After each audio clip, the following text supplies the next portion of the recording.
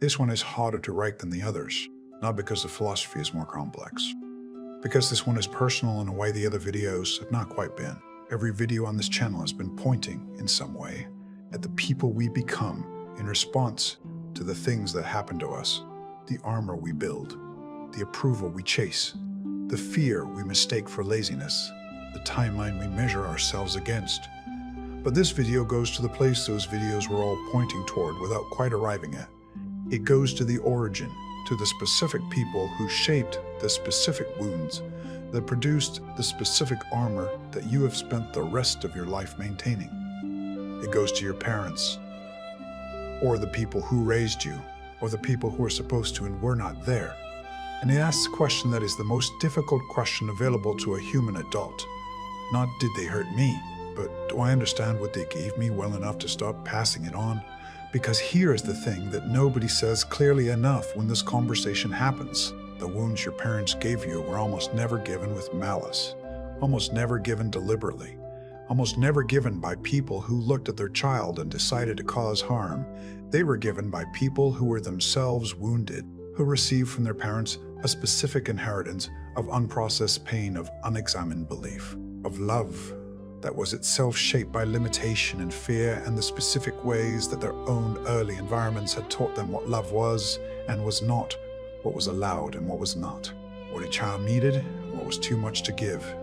They gave you what they had, and what they had was, in significant part, what was given to them, and what was given to them was, in significant part, what was given to their parents. The wound is old, older than the specific people involved in this specific generation, and understanding that does not make it hurt less, but it changes what you do with it. This video is built from the work of Freud, Jung, Adler, Winnicott, Beauvoir, and Nietzsche, 6 thinkers who approached the question of what we receive from the people who raise us from different angles and arrived in different languages at a shared and urgent conclusion: that the inheritance is not destiny, that understanding what was given is the beginning of choosing what to carry forward and what to put down, that the love your parents have for you is real, in most cases genuinely, deeply real, and that the love is also simultaneously shaped by everything they had not yet resolved in themselves, and that holding both of those things at once, the genuine love and the genuine wound, is the specific work of adult maturity that most people avoid their entire lives because it is easier to either idealize the parents or blame them than to see them accurately as people. Specific, limited, wounded, doing their best people who gave you the most important things in your life and also gave you some of the things that have been hardest to carry. Let's start with what was actually given, not the obvious things, not the material provision or the explicit lessons or the values you were taught directly. The things that were given through the structure of the relationship itself, through the specific way love was expressed or withheld, through the specific things that were said and the specific things that were never said, through the emotional atmosphere of the home, the ambient feeling of the air in the rooms where you grew up, that your nervous system absorbed before you had words for what you were absorbing. Winnicott called this the holding environment.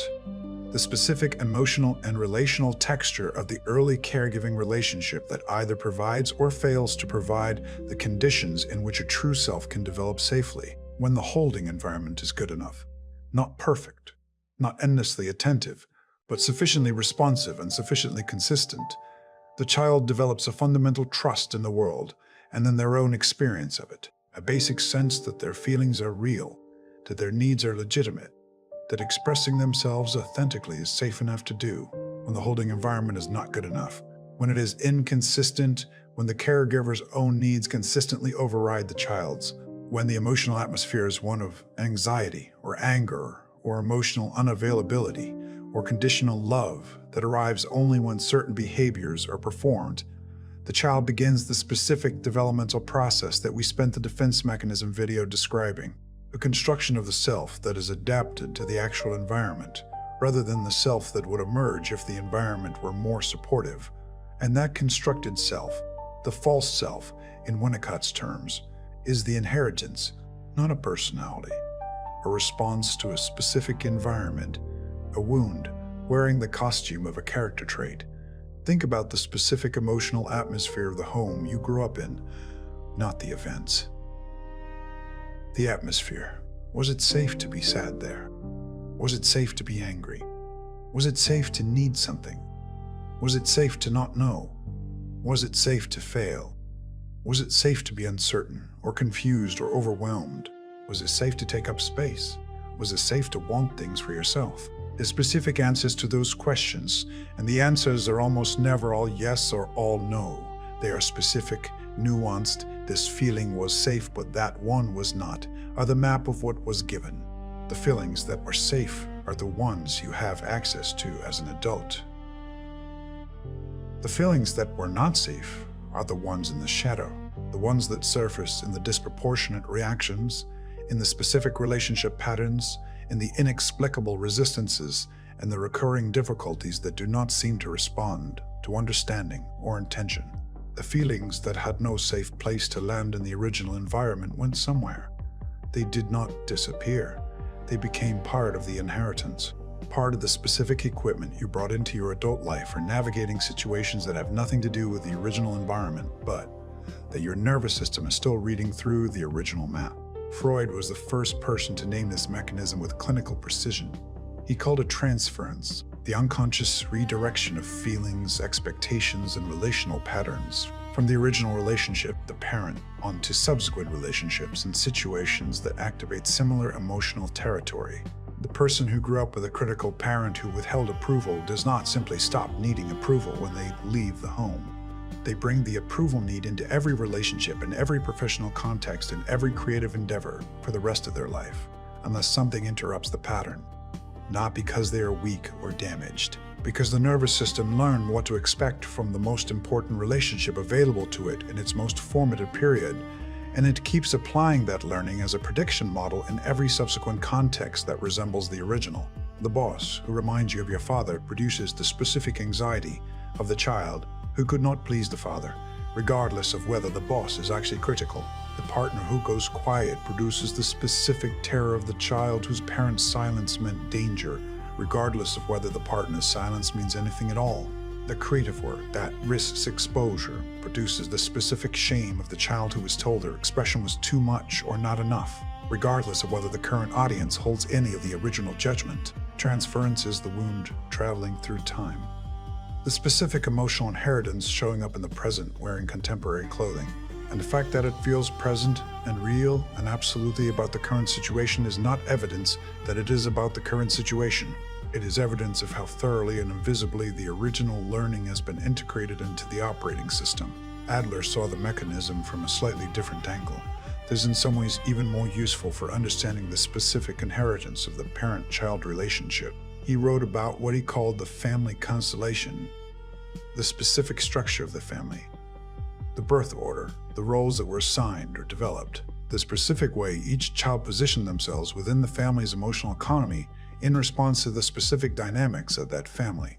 The oldest child who became the responsible one because responsibility earned the approval and belonging that the newly arrived siblings seemed to threaten. The youngest child who became the charming one because charm was the available strategy for a person who could not compete with the established competence of the older siblings. The middle child who became the peacemaker because the peacemaker role was the one that kept the family's emotional temperature at a manageable level and kept the peacemaker safe from the specific consequences of the conflict. None of these roles was chosen consciously. None of them was imposed deliberately by the parents. They were developed organically, adaptively, by a child who was assessing the emotional environment and developing the specific strategy that best secured their place within it.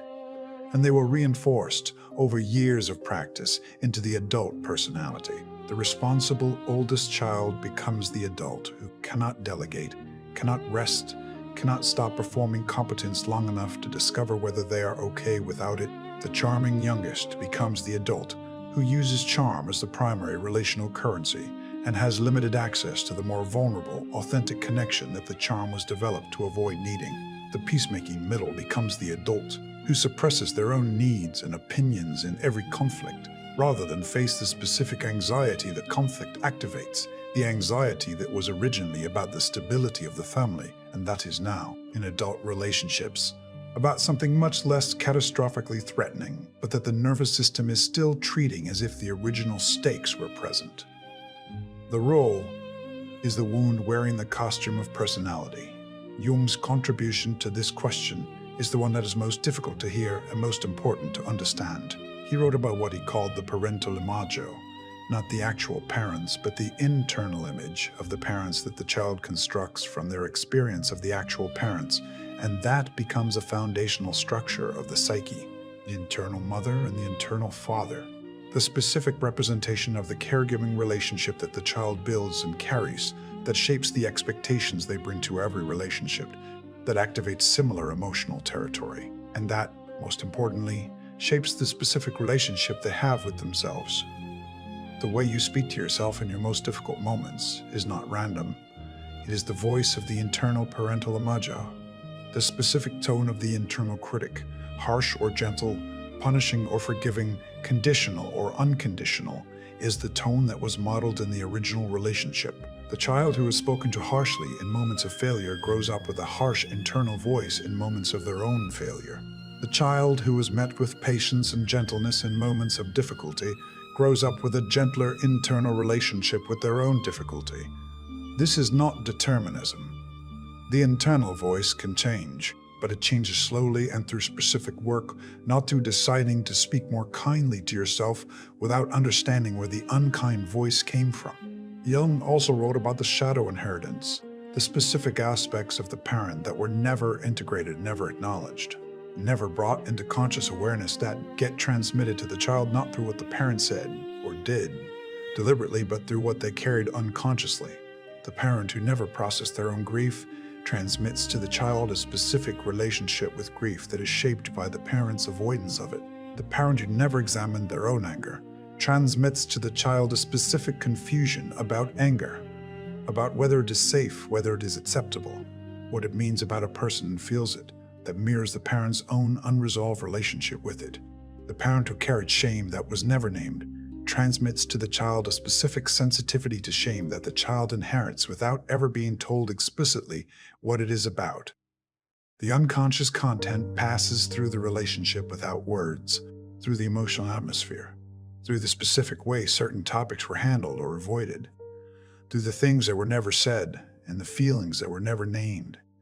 And the child receives it as if it were their own, as if the specific shame or grief or anger or fear were something they generated rather than something they inherited. That confusion between the inherited wound and the self is one of the most important things that therapy and philosophy and genuine self-examination can address. Beauvoir adds the dimension that is most culturally specific and most important for understanding how the wound travels beyond the individual family into the broader transmission of what is possible and not possible for a person to be. She wrote about the specific ways that the limitations placed on a child, particularly, but not exclusively, the limitations placed on girls and women, are transmitted not through cruelty, but through love, through the genuine, deeply felt, not at all malicious desire of the parent to protect that child from a world that has specific consequences for people who exceed their assigned parameters. The mother who tells her daughter not to be too much, not to be too loud, too ambitious, too opinionated, too demanding of space, is not trying to diminish her daughter. She's trying to protect her from the specific consequences that she, the mother, experienced when she was too much. She's transmitting the wound of her own limitation as a form of love, as preparation for a world that punished her for exceeding the parameters and that she believes will punish her daughter too. And the daughter receives the message, learns to be less, learns that being less is love, learns that the specific smallness is not a wound, but a form of wisdom, and carries it forward into her own life as a limitation she cannot fully see because it arrived wrapped in the language and the feeling of protection. Beauvoir would say, and said with enormous force, that the most thorough transmission of limitation is the one that arrives as love. Because the limitation that arrives as violence can be recognized as wrong, limitation that arrives as love is internalized as truth, as the accurate assessment of what is safe and possible for a person like you. And the specific limits of the previous generation become the assumed horizons of the next. Nietzsche, who wrote very little directly about parent-child relationships, wrote something about the inheritance of values and the transmission of limitation that is more relevant to this question than almost anything else in the philosophical tradition. He wrote about what he called a genealogy of morals, the specific historical and psychological origins of the values and beliefs that people carry as if they were objective truths rather than contingent inheritances. And his method was a form of archaeology, digging back through the presented belief to find its actual origin, not the reason the person gives for holding the belief, which is almost always a post hoc rationalization, but the actual conditions in which the belief was formed and what function it served in those conditions. Applied to the parental inheritance, this method produces something both uncomfortable and liberating. The value that feels most like truth, the specific belief about what you are allowed to want, what kind of person you are, what is possible for someone like you, has an origin story. It was not received by divine transmission. It was formed in specific conditions by specific people in response to specific circumstances and transmitted to you as if it were simply the way things are. The genealogical question: where did this come from? What conditions produced it? What function did it serve in the person who gave it to me? Is the beginning of the ability to choose which parts of the inheritance to carry forward and which parts to examine and potentially put down. Now let's talk about what this costs you in the specific present. Not in the abstract, in your actual daily life, in your actual relationships, in the specific places where the parental wound shows up wearing contemporary clothing, and you experience it as a current problem rather than an old inheritance. The person you find it hardest to be with, the one who activates the most intense, or most irrational, or most persistent emotional response, is almost always activating something old.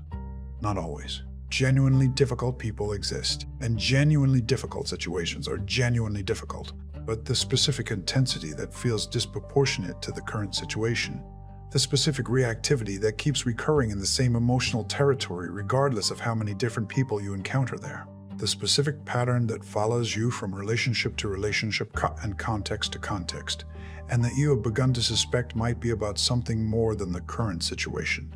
That specific intensity is almost certainly the inheritance making itself known. The relationship you cannot leave that you know you should leave is often a relationship that is recreating the original attachment dynamic with enough accuracy that your nervous system cannot tell the difference between leaving the relationship and the catastrophic early experience that leaving the original relationship would have represented. The relationship you keep leaving before it gets close enough is often doing the same thing from the other direction, recreating the original conditions accurately enough that staying feels like the specific vulnerability that staying in the original relationship would have produced. The person you become in conflict, the specific way you go silent or go loud, the specific way you shut down or escalate, the specific way you become more yourself or less yourself when the relationship becomes difficult, is the person the original relationship produced. The strategy that worked in the original environment, or that was the only strategy available, running in the current environment where it may be doing significant damage to the things you most want to protect. And the most important thing, the one that is hardest to hold and most necessary to understand, is that the person who gave you the wound was almost certainly not doing it deliberately, was almost certainly doing the best they could with what they had, was almost certainly shaped by their own inheritance in ways they never fully examined, was almost certainly carrying wounds of their own that they never had the tools or the support or the language to address. This does not make the wound less real. It does not make the cost less significant. It does not require forgiveness as a moral obligation or reconciliation as the expected outcome. It means something more specific and more useful than any of those things. It means that the wound is not evidence of your unworthiness. It is not the accurate judgment of your fundamental value as a person. It is the transmission of one generation's unprocessed pain to the next, a transmission that was happening long before you arrived, and that has been happening in families and communities and cultures for as far back as the historical record goes. You did not deserve it. You also did not receive it because you were specifically, uniquely, especially deficient. You received it because you were there, because you were the child of a specific person who was themselves the child of a specific person, and the chain of transmission had not been broken before it reached you.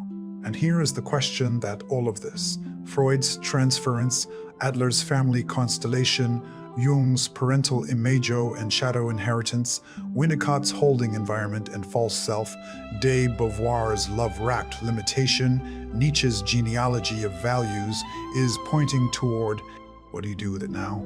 Not in therapy necessarily, though therapy is often the most efficient path through this material, not in a dramatic confrontation of the people who gave you the wound, though honest conversation is sometimes part of it.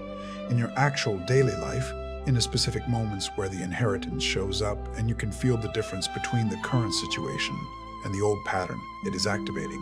In the relationships where the old dynamic is running and you have the specific, brief, easily missed opportunity to respond differently. In the relationship with yourself, the internal voice, the specific tone, the way you speak to yourself in moments of failure or uncertainty, where the parental imago is most continuously present and most available to be examined and slowly revised.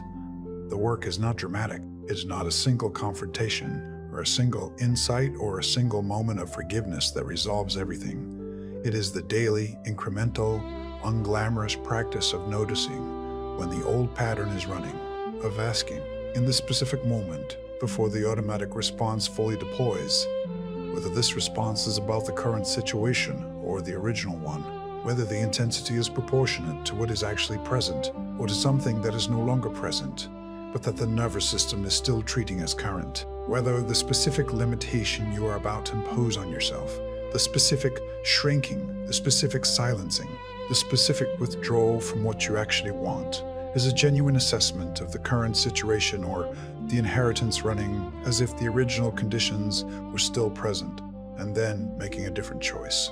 Not always, not perfectly, not without the old pattern reasserting itself, but sometimes, in the specific moments where the noticing happens before the automatic response has fully closed down the possibility of a different one, in those moments, and they are available more often than the pattern wants you to believe.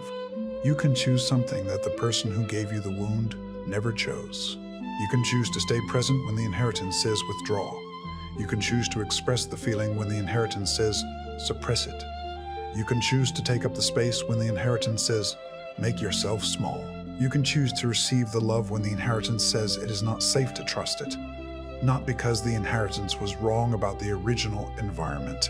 It was not wrong about the original environment. It was an accurate reading of specific conditions that were genuinely present, but it is wrong about the current environment.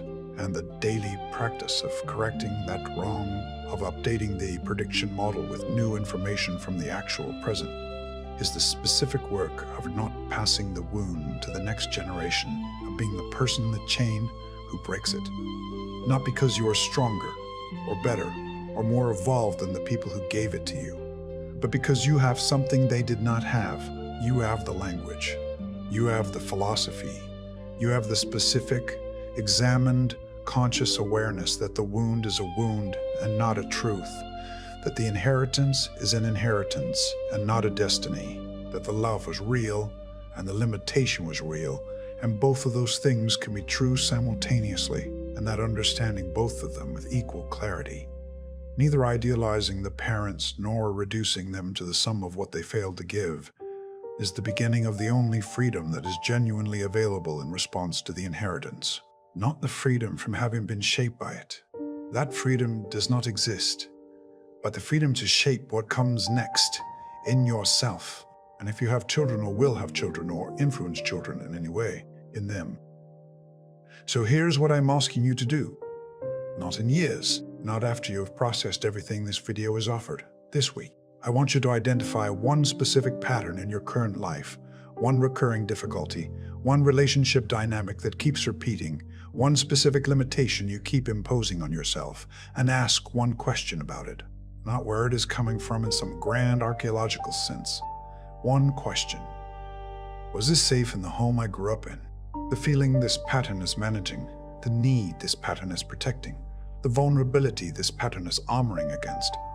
Was it safe to have that in the home where you learned what was safe? And if the answer is no, if the specific feeling or need or vulnerability was the kind that the original environment could not hold, then the pattern is not a character flaw. It is the armor that was built for the original environment still running in the current one. And the armor, once recognized as armor rather than identity, begins to become something you can choose, not effortlessly, not immediately, but genuinely, actually, incrementally choose, the world was given. You did not choose it. What you do with it from here, whether you carry it forward unchanged, whether you pass it to the people who come after you in the same form it was given to you, or whether you do the specific, daily, unglamorous, completely available work of understanding it well enough to stop, that is yours, completely yours. That is the one part of the inheritance that has always been within your power. Use it, starting today. End of script 8. 8,000 words.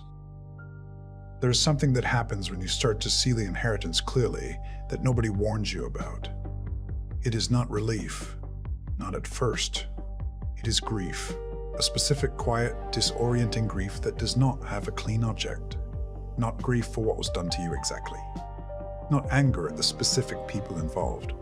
Something more complicated and more painful than either of those. Grief for the child you were. For the specific things that child needed and did not receive. For the version of yourself that might have developed differently in a different environment. For the years spent managing the wound without knowing it was a wound. For the relationships that were shaped by the pattern before you understood what the pattern was. For the love you could not receive fully, because the part of you that needed to receive it had learned that receiving it was not safe. That grief is real. It deserves to be felt. And it is also, once it has been felt, one of the most important things that can happen in a person's relationship with their own life. Because the grief is the recognition, it is the moment of seeing clearly enough to mourn what was actually missing, rather than pretending it was not missing or collapsing under the weight of the missing without understanding what it was. Winnicott wrote about the specific therapeutic importance of what he called the capacity for concern. The ability to hold the full complexity of another person, including the parent, as a person who was both genuinely loving and genuinely limited, not a villain, not a saint, a person. The movement toward that capacity, toward being able to hold the parent as a person rather than as an ideal or as a wound, is one of the most significant developmental achievements available to an adult. And the grief is part of it. The grief says, I see what was there. I see what was missing. I see both clearly, and I am holding both without resolving the complexity into something simpler than it actually was. Freud understood the grief dimension of this work with a clinical precision that is still unmatched. He observed that the patient's resistance to insight, the specific ways that people avoid the understanding that would free them from the pattern, was almost never about not wanting to be well. It was about not wanting to grieve. The pattern, however painful, is familiar. It is the known. And the known, however costly, provides a specific form of psychological safety that the unknown does not. To see the inheritance clearly is to give up a story, often a story that has been organized in the person's entire understanding of themselves and their world for their entire life. The story that the difficulty is their fault, the story that the limitation is their nature, the story that the wound is deserved. Those stories are painful. But they are also, in a specific and important way, comfortable, because they maintain the fundamental belief that the world and the parent is basically orderly and predictable and just.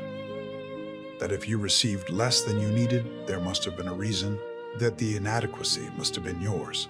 To see the inheritance clearly means giving up that story, accepting that the less you received was not about your unworthiness, that the wound was not a verdict, that the specific child you were was simply in a specific environment that could not give what that child needed for reasons that had nothing to do with whether you deserved to receive it. That loss, the loss of the story that made the wound make sense, is the grief that Freud's patients were resisting. And it is the grief that most people are still resisting when they find every reason not to look at this particular material too directly. Adler wrote about what he called the lifestyle, the specific, early formed, largely unconscious set of beliefs and strategies and expectations about self and world that the child develops in response to the original family environment, and that functions as the operating system for everything that follows. The lifestyle is not a conscious philosophy. It has a felt sense of how things work, of what to expect, of what is safe, of what a person like me can and cannot have, and it is formed before the child has the cognitive capacity to evaluate whether the conclusions being drawn are accurate. The 4-year-old who learns that love is conditional on performance does not form the belief that love is conditional in the way an adult would form a belief, through deliberate reflection on available evidence.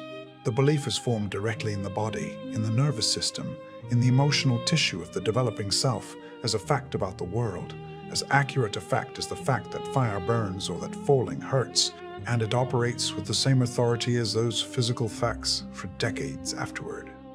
Not because the person is irrational or damaged, because the learning happened before rationality was available to evaluate it. And this is the specific cruelty of the early wound. It gets in at a level below argument, below evidence, below the reach of simple intention. You cannot decide not to believe that love is conditional. You cannot choose to stop expecting disapproval. You cannot reason your way out of the specific bodily response that the nervous system has been trained to produce in specific emotional conditions since before you had the language to describe what was happening. The lifestyle changes through different means, through new experience that is consistent enough and repeated enough to update the prediction model, through the specific relationship, therapeutic or deeply honest and sustained, that provides the kind of holding the original environments could not, through the patient, incremental, often frustrating practice of choosing differently in the specific moments where the lifestyle is running and choosing differently is available, not through insight followed by practice, through understanding what was given followed by the daily, concrete, specific work of not continuing to give it to yourself. This is where Jung becomes the most practically important of all the thinkers in this video, because Jung's work on individuation, the specific lifelong process of becoming the fullest and most integrated version of yourself, is in large part a map of exactly this work. The integration of the shadow, the examination and revision of the parental imago, the recovery of the specific aspects of the self that were developed in response to the original environment rather than in genuine expression of the interior self. He wrote about the specific psychological task of the second half of life, and by second half he did not mean age. He meant the developmental moment when the person has established enough external structure that the internal work becomes the primary project, as the work of taking back the projections, of seeing clearly which parts of the current life are genuine choices and which parts are the lifestyle running, which relationships are about the actual people involved and which are primarily about the parental imago those people are activating, which limitations are genuine assessments of the current situation, and which are the original environment's constraints being applied to a world that no longer requires them. The taking back of projections is not a dramatic event. It is not a single insight that resolves everything. It is a slow, patient, often uncomfortable process of withdrawing the automatic interpretations that the wound has been applying to every situation that resembles the original, and encountering the actual situation and the actual person with something closer to fresh eyes. It is in practice the experience of being surprised, of finding that the boss who reminds you of your father does not actually behave like your father when you stop predicting that he will, of finding that the partner's silence does not mean what your parents' silence meant when you stay present with it long enough to find out what it actually means, of finding that your own expression, the creative work, the opinion, the need, the want, does not produce the consequences that the original environment produced when it is offered to people who are not the original environment. Those surprises, small, accumulating, gradually updating the prediction model, are the mechanism by which the wound heals, not through understanding alone, through understanding followed by new experience that the wound predicted would go badly and that went differently. Winnicott describes something in this clinical work that is among the most beautiful and most important things written about this entire process. He wrote about what he called the moment of meeting, the specific relational experience in which a person offers their genuine self, not the adapted self, not the false self, not the performance that the original environment required, and finds that the offering is received, that the genuine expression does not produce the catastrophic consequences the wound predicted, that the actual self as distinct from a constructed self is welcome. He said that these moments, small, often apparently insignificant, easily overlooked, are the specific medium through which the false self begins to loosen, through which the true self, the spontaneous, genuine, not yet fully developed because it never fully had the chance interior self, begins to find that expression is safe after all. That need is not too much. That feeling is not too much. That feeling is not dangerous. That the person on the other side of the relationship is not going to respond the way the original person responded. Those moments of mating are available in every genuine relationship. In the therapist's office, in the friendship that has enough depth and safety, in the partnership that has enough trust, in the relationship with yourself. The moment when you feel the familiar impulse to suppress the feeling, or silence the need, or shrink from the want, and you choose instead to be present with it, without immediately managing it. That choice, available in small ways every single day, is the practice, not the grand gesture of healing, the small, repeated, barely noticed choice to allow your actual experience to be present rather than managing it into the shape the original environment required. Beauvoir wrote something about what she called the authentic project. The specific, freely chosen, genuinely self-authored life that is available to a person who has done the work of examining and revising the inherited limitations. And she was honest about how difficult the authentic project is to access. Not because the freedom is not there. She believed passionately that the freedom was there, that it was the fundamental human condition, that it could not be taken away by any external circumstance. But because this specific work of recognizing which parts of the current life are genuinely chosen and which parts are the inheritance being lived as if it were a choice is among the most difficult psychological work available to a person. The woman who has been told her whole life that her ambition is unbecoming does not experience her restraint of that ambition as an imposed limitation. She experiences it as her own considered judgment about what is appropriate. The man who has been told his whole life that his vulnerability is weakness does not experience his emotional unavailability as an armor he constructed. He experiences it as simply who he is. The person who received traditional love does not experience their performance of worthiness as an exhausting maintenance project. They experience it as the obviously necessary work of being acceptable. The inheritance is invisible precisely because it is so thoroughly integrated, and the work of making it visible, of asking with genuine openness, which parts of what I believe about myself and what is possible for me are genuine assessments, and which parts are what was given, is the beginning of the authentic project, not the completion of it. The beginning, and the beginning is available right now, today. In the specific question of which limitation you are currently living, as if it were a truth when it is actually an inheritance, there is one more thing that needs to be said before this video ends, and it is the most important thing. It is about the transmission, about what happens to the wound if it is not examined.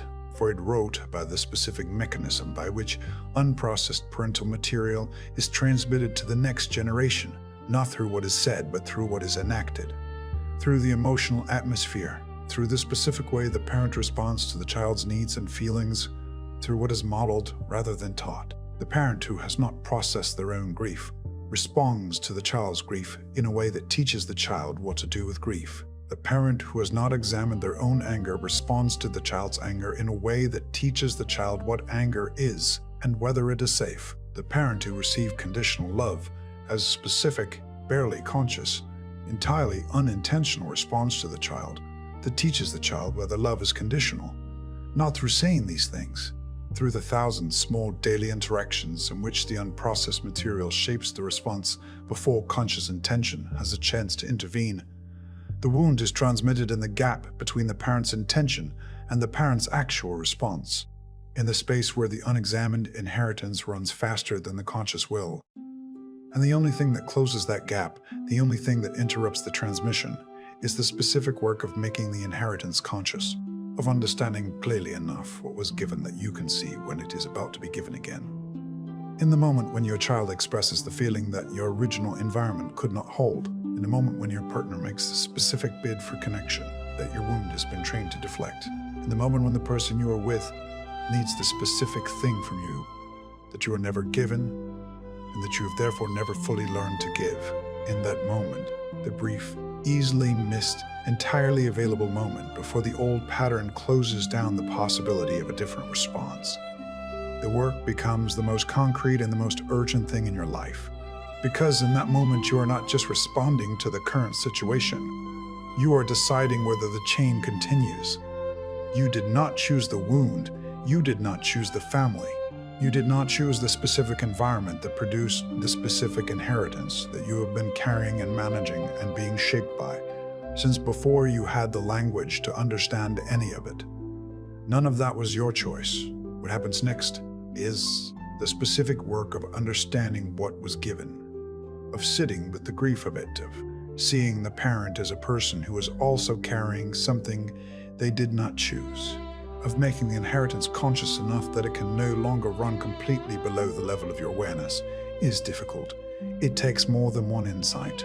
It takes more than watching one video or reading one book or having one conversation, but it is available. Right now, today, in the specific material of your actual life, it is available. And the version of you that does this work, that interrupts the transmission that gives the next person in your life the specific response that the wound predicted you could not give, that offers the genuine self rather than the adapted one that receives love without the defensive posture that the original environment made necessary, the Beauvoir, and not some idealized future self. It is what is available when the inheritance is no longer running as if it were identity.